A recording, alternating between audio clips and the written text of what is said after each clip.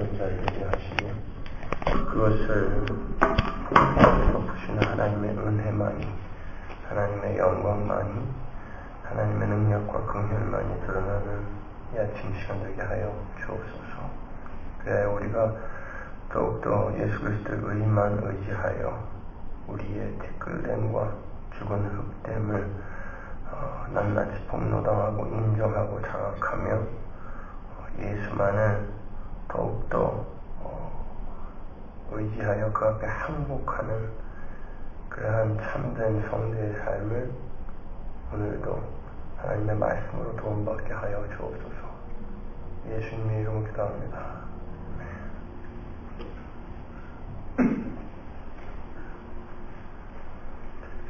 사도행전 5장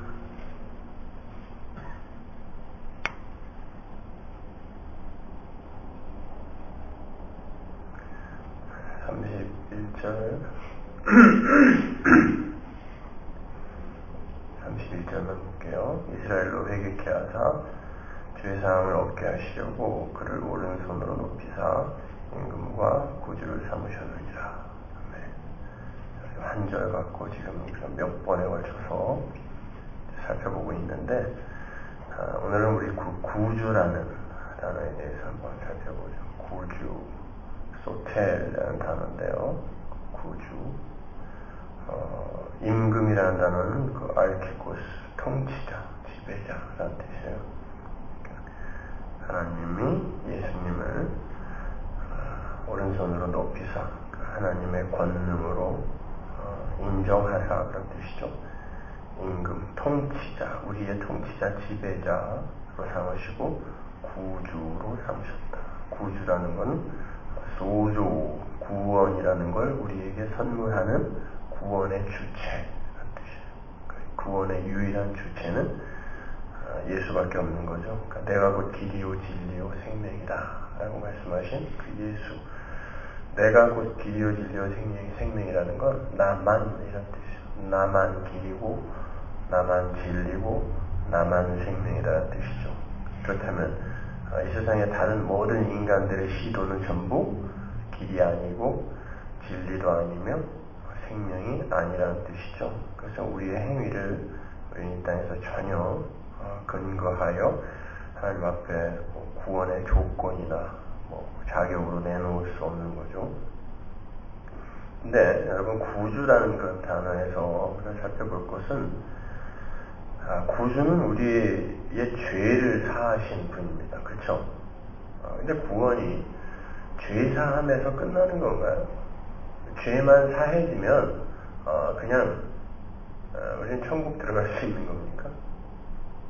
잘 생각해 보세요.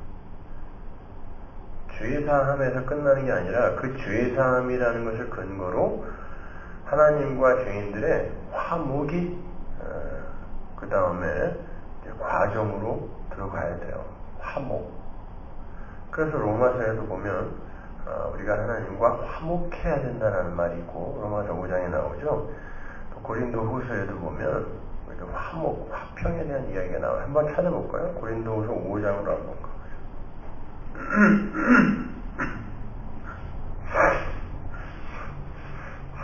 고린도후서 5장 19절.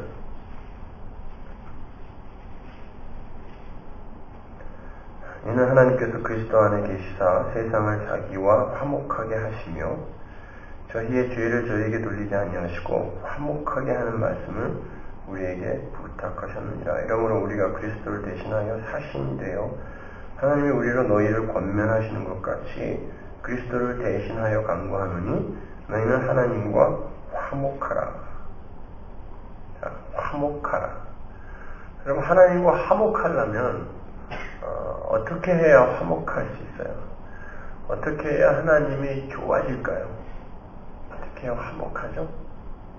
그 화목이라는 건 하나님과 깊은 교제를 한다는 것인데 착한 일, 선한 일을 많이 하면 화목해지나요? 그러면 하나님은 기뻐하실지 모르지만 여러분은 화목이 아니라 짐이 되는 거, 부담이 되죠. 그분이 굉장히 미워질 겁니다. 하기 싫은 일을 계속 해야 되니까. 그럼 화목이라는 게 뭐예요? 화목이라는 것, 진짜 깊은 교제라는 건 자유로운 사랑을 이야기하는 거예요. 상대방이 어떤 상황이라 할지라도, 어떤 상태라 할지라도 거기에 전혀 개의치 않고 그 존재를 사랑할 수 있는 걸 자유로운 사랑, 화목이라 그래요. 예를 들어서 아주 깊은 관계에 친구가 있습니다.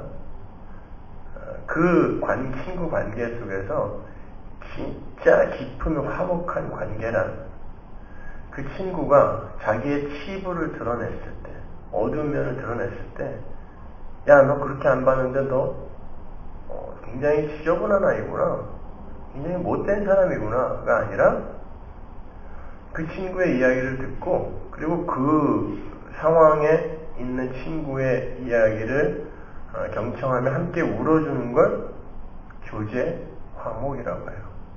그러면 하나님이 우리와 진짜 깊은 교제와 화목을 하신다는 건 우리를 정말 깨끗한 사람을 만들어서 자기가 만족하는 그런 사람으로 만들어가는 걸 화목과 교제라고 할까요? 그걸 성화라고 하나요? 그렇지 않습니다. 우리는 하나님 앞에서 끊임없이 우리의 죄된 모습과 연약한 모습과 악한 모습을 드러낼 수밖에 없어요. 근데 하나님이 우리를 끌어안고 같이 울어주는 걸 교제라고 합니다. 그걸 더 많이 경험한 사람이 그분을 진짜 친구 삼는 거예요. 그냥 내가 이 땅에서 바리새인처럼 도덕적으로 윤리적으로 정말 하기 싫은 걸 억지로 해냈어요. 막 자기 새끼가 아파 죽는데 안식일 지킨다고 병원도 못 가요. 병원에 가서 어떤 일정한 행위 이상은 안식일을 범하는 거였기 때문에. 그런데도 지켰습니다, 그 사람들은. 친구 집에 가는데 먹을 거를 내가 싸가지고 한다는 건 얼마나 귀찮은 거예요. 그런데도 불구하고 혹시 친구가 11조를 안 드린 곡식으로 빵을 만들었을까봐 지가 먹을 걸 싸갔단 말입니다. 얼마나 기특해요.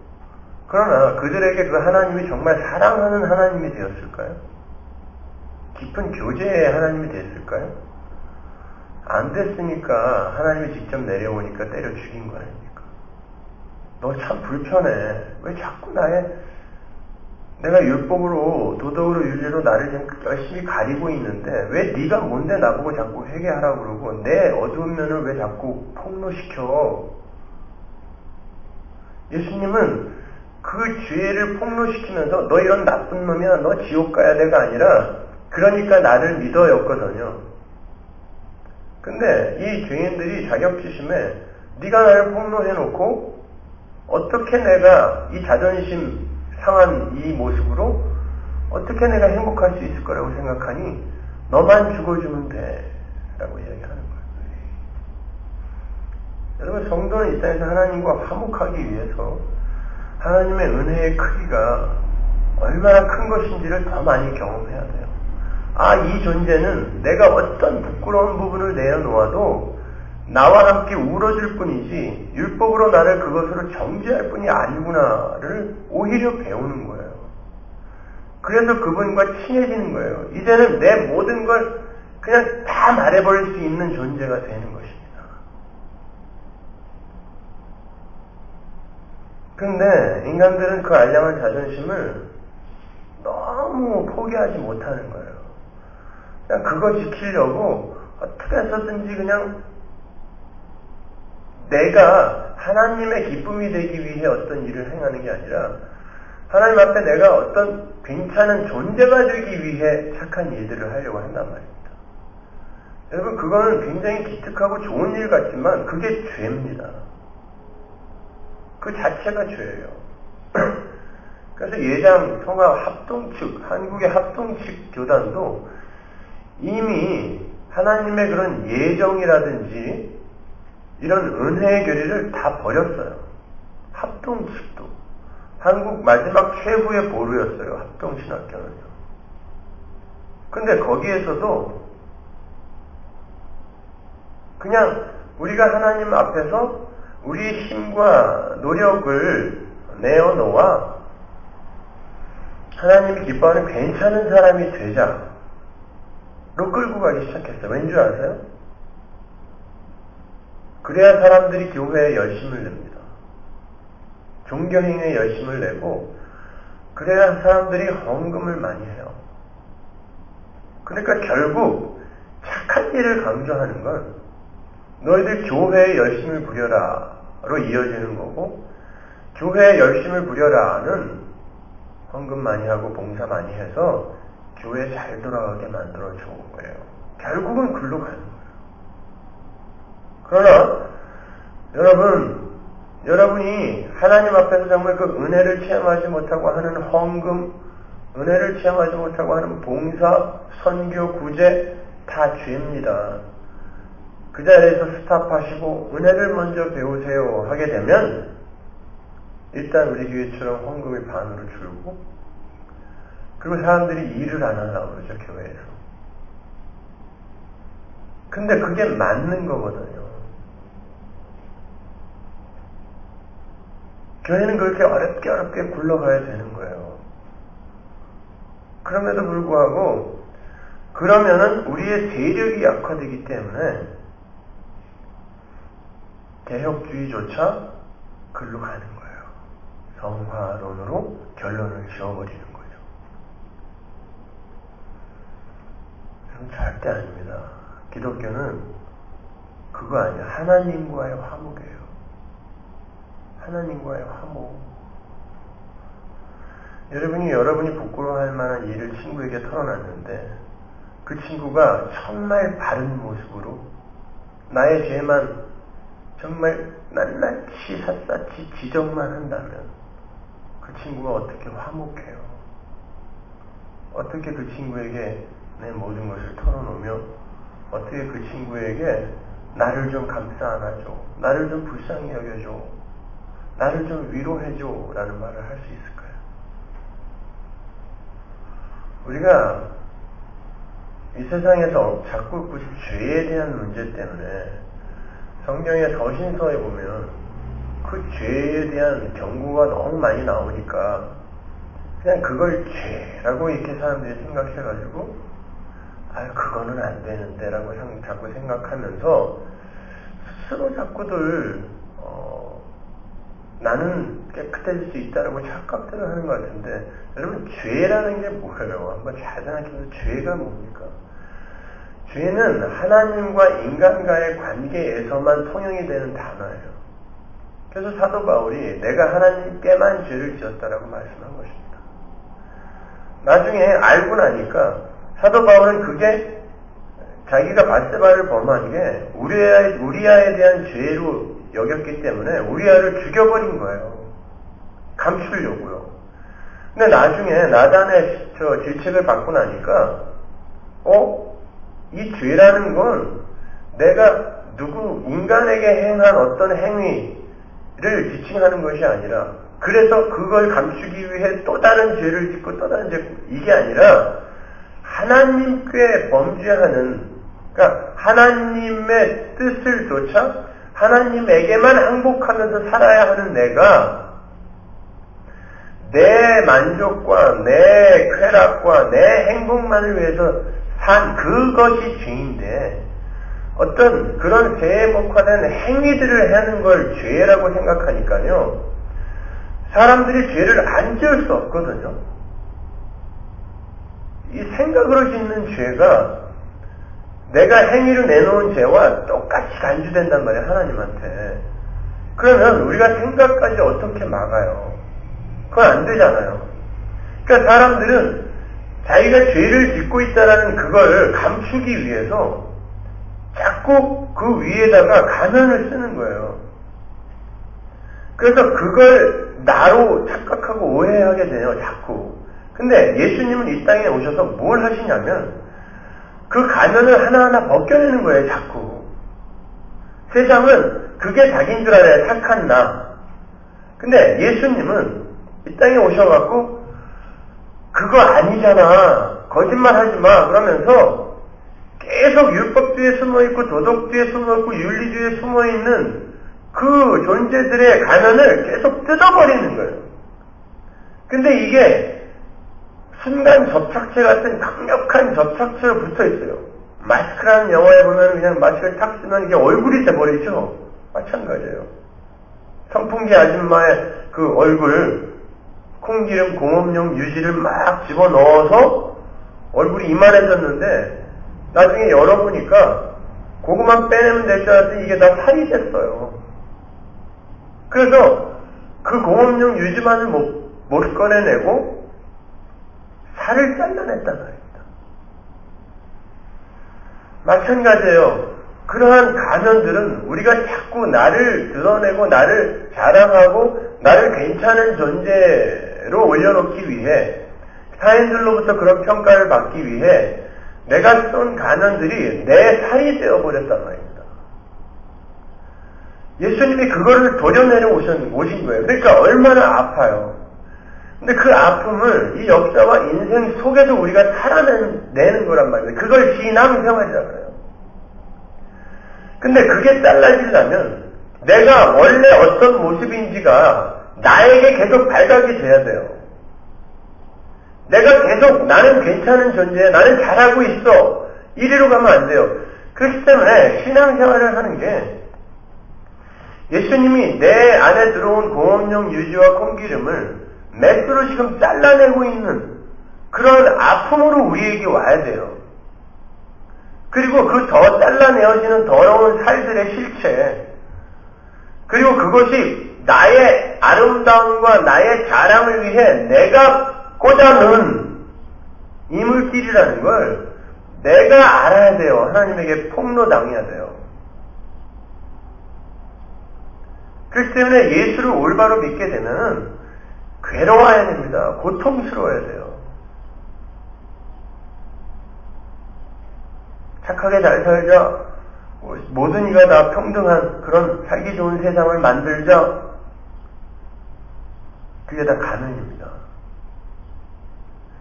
은혜에서 나온 그러한 행위들은요, 절대 사람들 앞에서 들리지 않아요. 나팔을 불지 않는단 말입니다.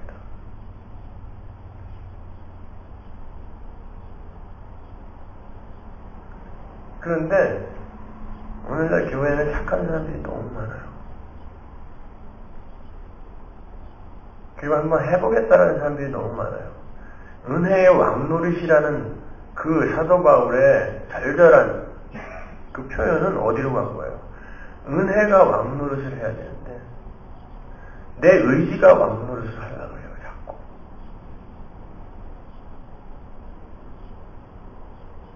그래서 우리는 은혜를 더 많이 배워야 하고 더 많이 삶 속에서 체험을 해야 되는 거예요, 여러분. 우리 주일날 배웠잖아요. 혼인잔치의 비유에서. 잔치에 들어와 있는 사람을 주인이 쫓아내는데 이유가 예복을 입지 않아서예요. 당시 혼인잔치에는 꼭 주인이 주는 잔치 옷을 입어야 들어갈 수 있어요. 그래야 잔치에 초청받은 사람입니다. 그 말은 그 주인이 그 옷을 만들 때 나는 요만큼도 바느질 한 땀도 한 적이 없는 거예요. 근데 그걸 내가 받아 입는다는 건 내 옷을 벗어야 된다는 뜻이거든요. 근데 나는 내 옷을 포기하기 싫은 거예요. 그랬을 때 너 왜 내가 지어준 옷 안 입고 네 옷 입고 있어? 이거는 내가 만든 거거든요. 그래서 저는 이게 좋아요. 그 자는 끌어내어 결박시켜 죽인단 말입니다. 예수의 의를 입어야 돼요. 그 의의 신혼만이 우리가 하나님 나라에 갈 수 있는 유일한 근거인 거예요. 여러분, 기독교는 철학이나 규율이나 윤리나 도덕이 아니에요. 기독교는 생명이에요. 요한복음 10장 10절에 그러죠, 예수님이. 내가 생명을 주러 왔다. 내 양으로 생명을 얻게 하고 더욱더 풍성히 그 생명을 풍성하게 하기 위해 왔다 그러잖아요. 생명이에요. 생명은 곧 하나님과의 연합이고 그건 하나님과의 화목인 것입니다.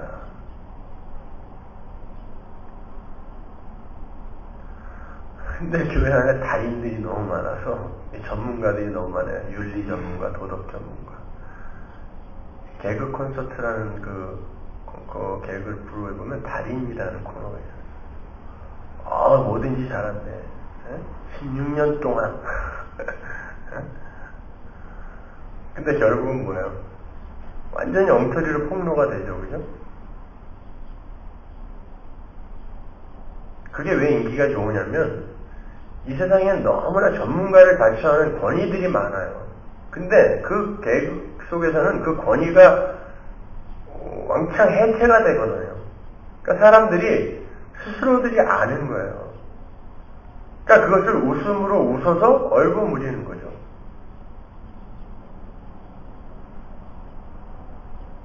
예수님은 그 엉터리 권위자들을 해체하러 오시는 거예요. 그리고 너희들이 왜 나만을 의지해야 하는지를 배우라고. 그리고 나는 모든 걸 다 덮을 수 있는 존재니까 나랑 친해지자고.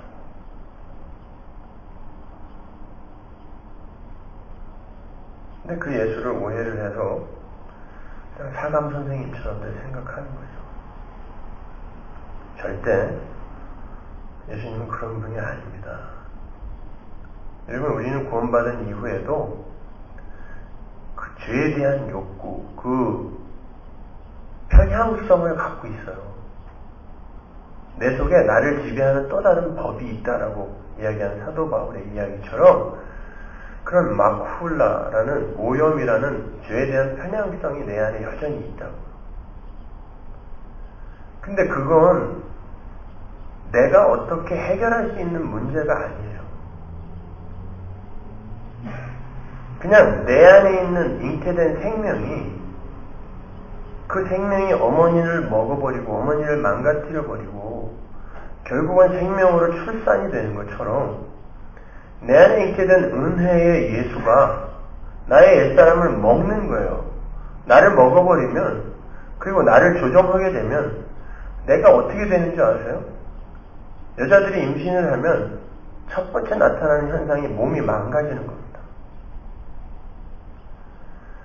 우리는 근사하게 너무 나를 치장하고 그냥 변장까지 해가면서 이렇게 이쁘게 보이려고 하고 있는데 그게 언제 무너지냐면 생명이 잉태되면 무너져요. 그때는 또 그냥 열심히들 먹대요. 어차피 살찔 거 이러면서. 그게 본 모습이거든요. 근데 참았던 거예요. 근데 그 참음이 죄에 관한 한 기특한 게 아닙니다. 그건 벼르는 거란 말이에요. 그 본 모습이 폭로가 되면서 내가 망가지는데 예수가 나에게 들어오면 나의 원래의 모습이, 내 죄된 모습이 나에게 폭로가 돼요. 그리고는 내가 망가져요. 내 눈에, 나에게. 그전까지는 근사하게 잘 참고 근사하게 잘 내가 나를 조종했어요. 근데 예수가 들어와서 나를 확 발각시켜버리면 내 몸이 망가집니다. 그러나 그 망가짐은 거룩을 위한 망가짐인 거예요. 그래서 괜찮아요, 여러분. 그러한 망가짐을 경험한 이는 절대 다른 이의 죄를 지적하지 못해요. 정죄하지 못해요. 나도 똑같은 인간인데 그대로 갈 수밖에 없는 거예요, 여러분.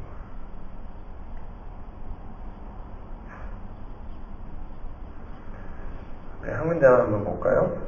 여러분이 많이 오해할 수 있는 그런 부분을 찾아볼게요.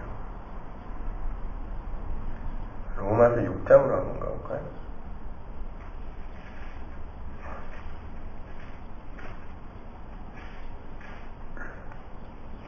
8절.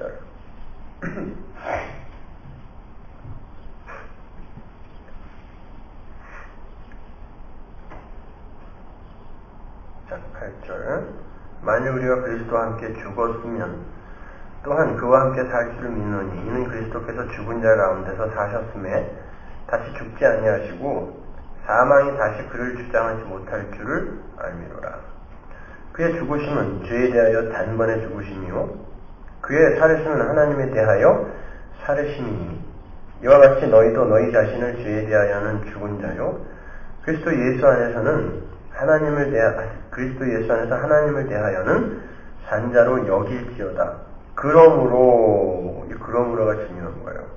너희는 죄로 너희 죽을 몸에 왕노릇하지 못하게 하여 몸의 타욕을 순종치 말고 또한 너희 지체를 불의의 병기로 죄에게 드리지 말고 오직 너희 자신을 죽은 자 가운데서 다시 산 자같이 하나님께 드리며 너희 지체를 의의 병기로 하나님께 드리라.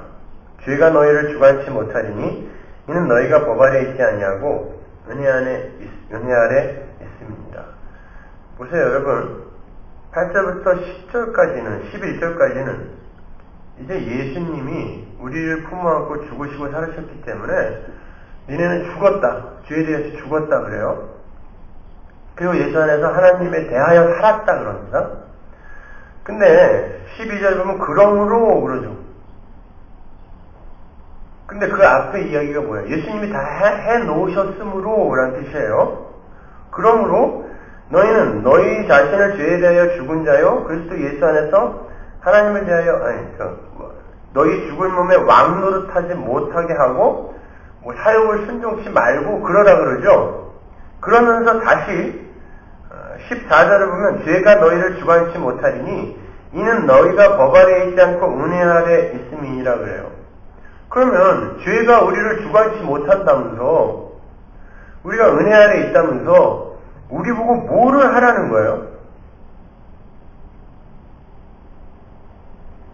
그래서 그러므로라는 이런 연결 접속사가 중요한 거예요. 그러므로 너희는 너희 죽을 몸에 왕노릇하지 못하게 몸의 사욕을 순종치 말고 불의의 병기를 죄에게 드리지 말고 순종하라. 이건 예수님이 이미 다 이루어 놓으셨고 은혜의 왕노릇으로 너희들 삶 속에서 이끌어낼 거라는 거예요. 근데 보세요. 죄에게 순종하지 않고 우리가 하나님의 은혜에 순종하게 되는 게 뭡니까? 내가 나를 의지하지 않는 거거든요. 그 말은 착한 일을 많이 한다는 게 아니라 하나님이 너가 너에게 점수 주고 있는 거를 반드시 그게 가짜라는 걸 폭로시키고 말 거라는 뜻인 거예요. 그게 내가 은혜에 순종하는 거거든요. 죄에 순종한다라는 건 여전히 나는 하나님 없이도 내가 괜찮은 존재로 얼마든지 살 수 있어요라는 게 죄란 말입니다. 그리고 이 세상 것으로 얼마든지 나는 행복에 도달할 수 있다라는 게 바로 죄거든요. 그러니까 거기에서 나를 은혜의 왕노릇이 건져낸다라는 건 우리가 얼마나 연약한 존재인지를 계속 두들겨 팹으로 해서 드러내시겠다는 거예요.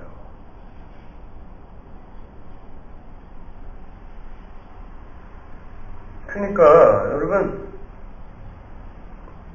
너무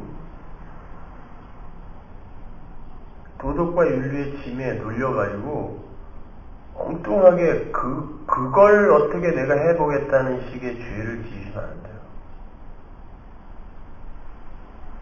오늘 아침에 보니까 또 어떤 분이 이제 그 이메일을 보내셔갖고 요한계시록 제가 예로 들었던 백마를 타고 철장을 든 예수님 뒤로 이제 세마포를 입은 하나님의 백성들이 쫓아가잖아요.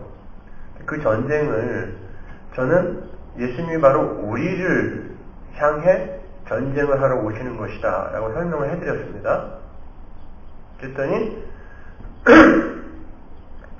그분은 이제 세마포를 다 입은 사람들은 하나님의 백성, 이미 이 세상을 통과한 하나님의 백성이니까 나중에 이제 마귀의 세력을 예수님이 이제 치러 갈 때 도우러 가는 거 아니냐 이런 질문을 하셨어요. 굉장히 성경을 열심히 잘 읽으시는 분이죠. 그죠? 근데 한번 생각해 보세요, 여러분. 예수님이, 창조주이신 예수님이 무슨 마귀랑 전쟁하러 가는데 우리의 도움이 필요하신 분입니까? 창조주는 피조물을 그냥 훅 불면 다시 죽은 흙으로 만드시는 분이 창조주예요. 근데 무슨 백마를 타고 철장을 들고 어딜 가요, 그분이.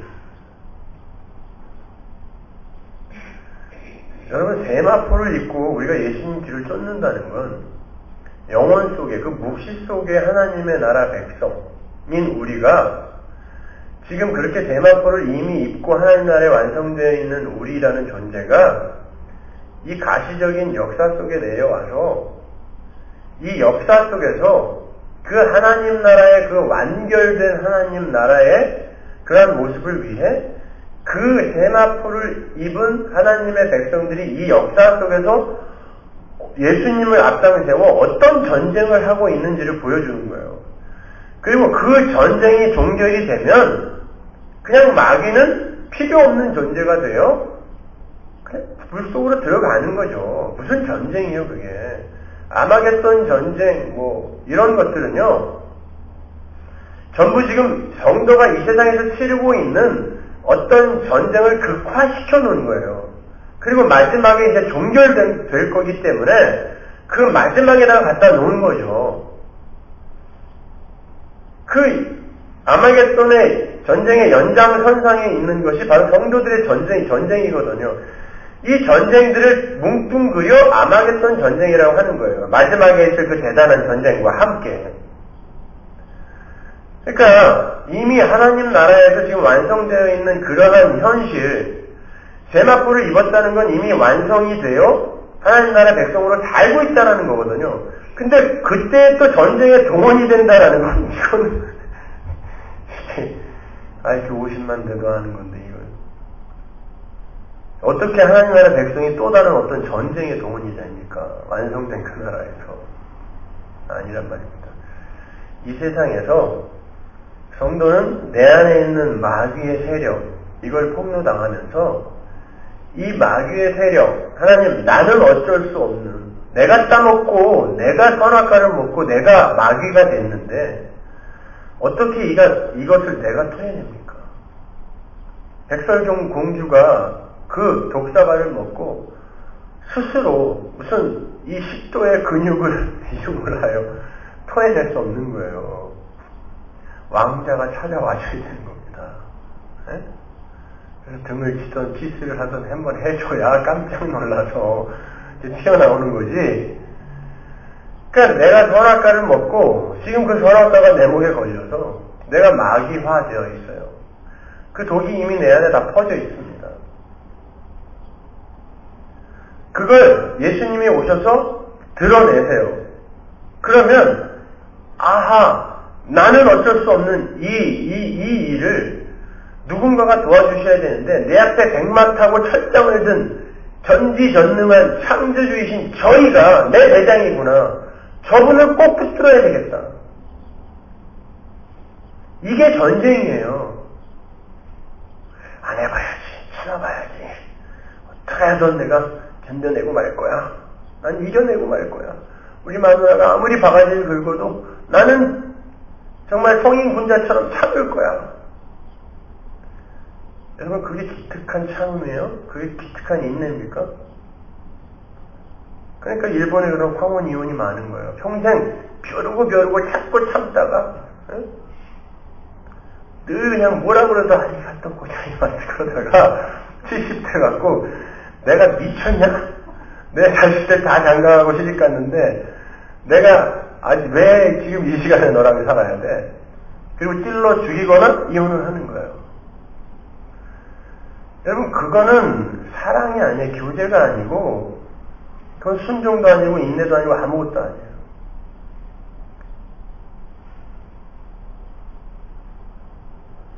여러분, 예수님과 친해지려면, 어느 날 황망히 죽음이 닥쳤을 때, 그분이 확 손을 내밀었을 때, 아이, 친구야! 그러고 딱 잡을 상태가 안 되면요.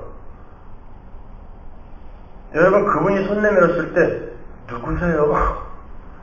스스로 그분이 없는 곳으로 가게 되는 거예요. 불편하거든요. 나랑 친하지도 않은 분이에요.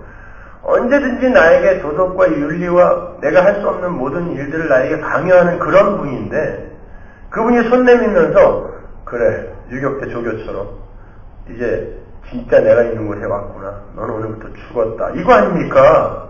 그동안 우리가 그렇게 오해를 했다면 그게 성화론 아닙니까? 그때 그걸 어떻게 잡아요? 그냥 저희 가서 탈래요. 뜨거나 찜질방에서 그냥 영원히 따끈따끈하게 사는 게 낫지, 당신하고 사는 건 너무 불편해요. 이리로 가는 것입니다. 여러분, 이 땅에서 하나님과 친해지셔야 돼요. 하나님과 친해지셔야 돼요. 그래서 제가 엉터리라는 거예요. 이 시대 기독교는 엉터리라는 거예요.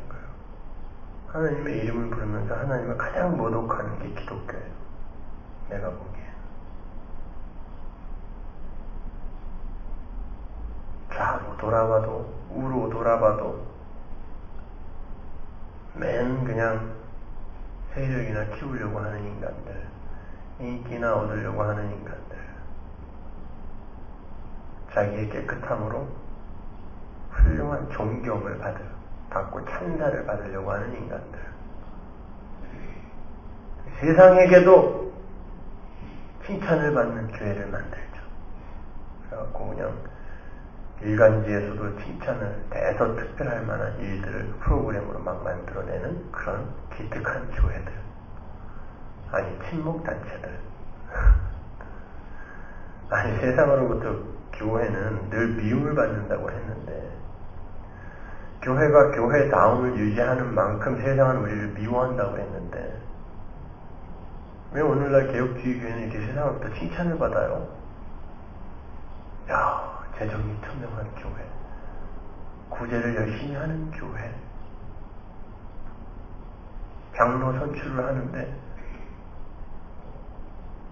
재력을 근거로 하지 않는 교회, 너무 칭찬해 주잖아요, 일간지가. 그런 올바른 교회, 목사가 세금을 내는 한국 교회. 여러분, 교회는 세상으로부터 칭찬을 못 받게 돼 있다니까요. 오히려 그런 게 진짜 바른 게 아니고, 그런 게 진짜 행복이 아니에요. 왜 촛불을 들고 나가서 밥 한 숟가락 더 먹게 해준다 그래요? 당신 그 보릿고개 있을 때보다 지금 밥을 10배는 더 많이 먹는데, 그때보다 당신 지금 더 행복해요? 아니잖아요. 진짜 행복에 이르는 길은 예수를 믿는 거예요. 그리고 하나님 나라에 들어가는 거예요. 그러니까 차라리 그렇게 힘들고 어려운 일들 괜히 공개적으로 들리면서 돌아가서 촛불 들고 가가지고선 그런 거 하지 말고, 정말 도와주려면 진심 어린 마음에서 몰래 도와주세요. 그리고 그들에게 아울러 참 행복과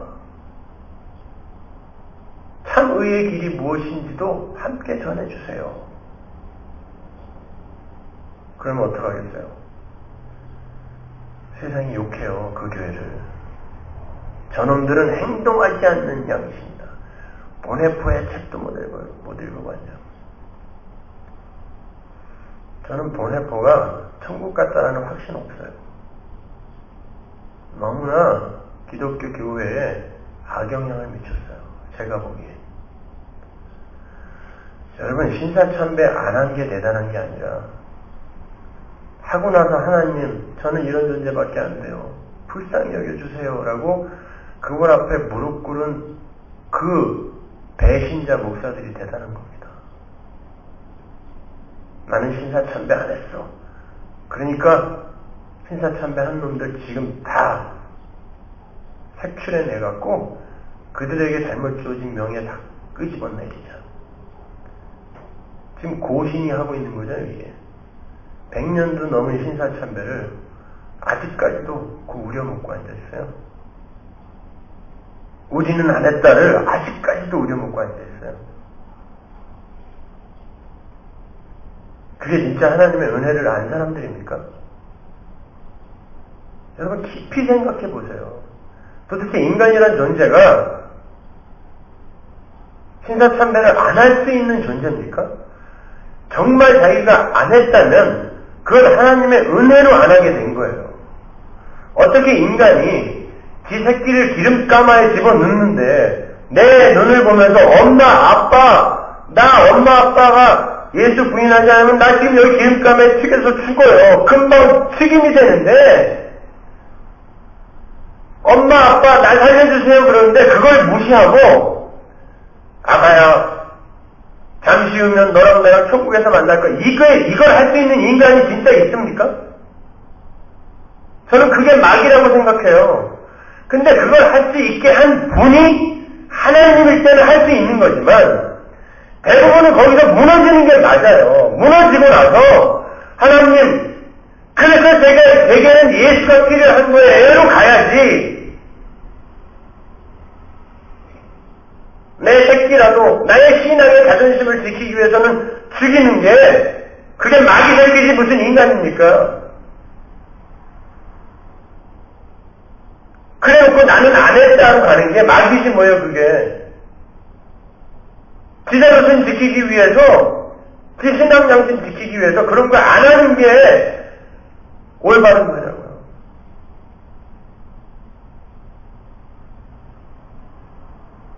그러니까 너무 깊이가 없어요. 그냥 개혁해서 올바르게 잘 삽시다. 뭐 기복주의, 신비주의 이런 거 아닙니다. 그냥 이것만 까면 무조건 좋은 교회, 좋은 설교예요.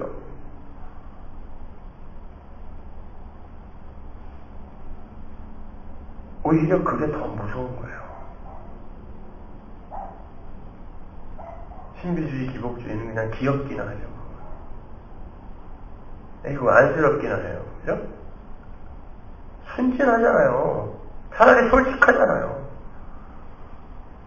우리는 마음속에 전부 그런 기복과 신비를 교묘하게 감추고 있으면서 그들을 무시하고 폄하하면서 지들 잘난 행세는 다 하고 결국 원하는 건 그거예요.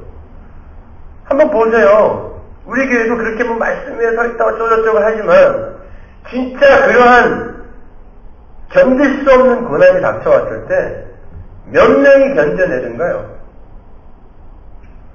전부 저를 욕하고 나가요.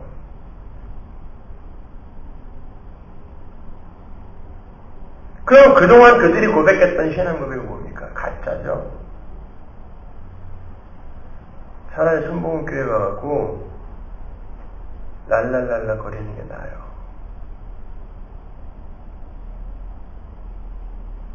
여러분, 양의 탈이라는 건 진짜 구별하기 힘든 진짜 깨끗한 모습으로 우리 앞에 나타나게 되어 있습니다. 오순절파나 순복음처럼 그렇게 그냥 늑대 비슷한 가면 안 쓰고 온다니까요. 그거는 그냥 그 자체가 늑대 비슷한 거 아니에요. 양의 탈을 쓰고 온단 말입니다. 양. 너무 깨끗하고 바르고 너무 정리가 잘 돼 있고 너무 옳은 소리이고 그런데 그 중심에 역시 인간이 있다면 우리가 해낼 수 있고 우리는 이 세상을 정말 우리의 삶을 통해 영향력을 행사하며 그리스도의 푸른 계절로 만들어갈 수 있다고 하는 그거.